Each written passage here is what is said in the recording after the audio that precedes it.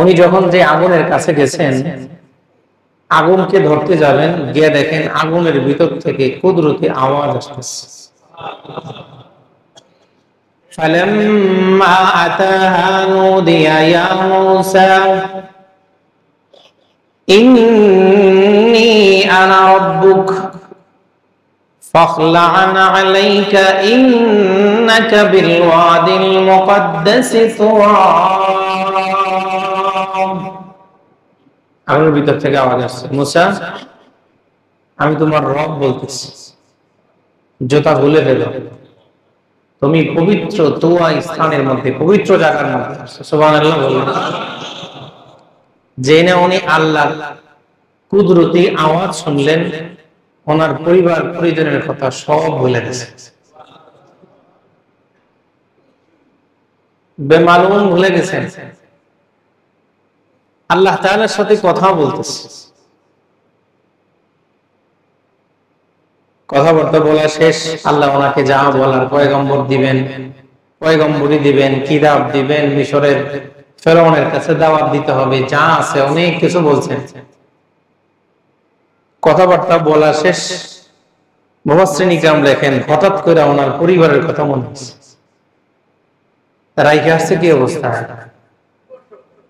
1 নম্বর শীত, 2 নম্বর অন্ধকার, 3 নম্বর প্রসব বেদনা, 4 নম্বর ওনার বিবির কাছে উনি ছাড়া যাওয়ার মতো কেউ নাই।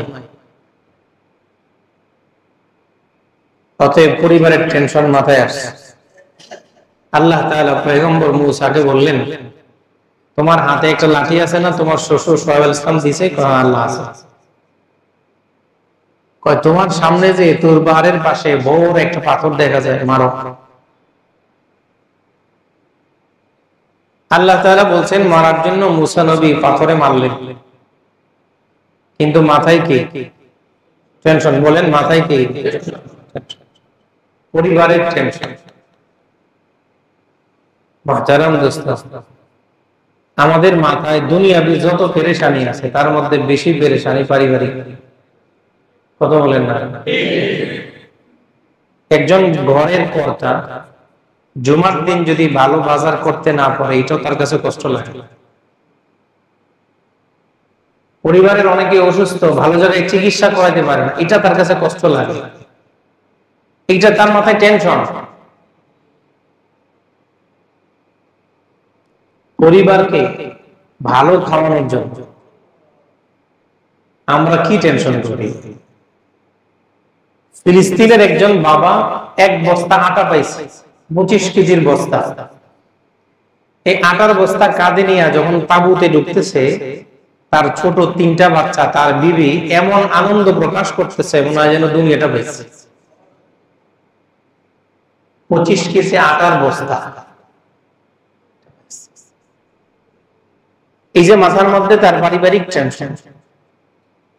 মুসা আলাইহিস সালাতু ওয়াস সালামকে আল্লাহ তাআলা বললেন পাথরে মারো, বিরাট প্রকাণ্ড পাথর। ওনার হাতের লাঠি ছিল একটা, কিন্তু এই লাঠির কাজ ছিল অনেক। হাতের লাঠি ছিল কয়টা? কাজ ছিল।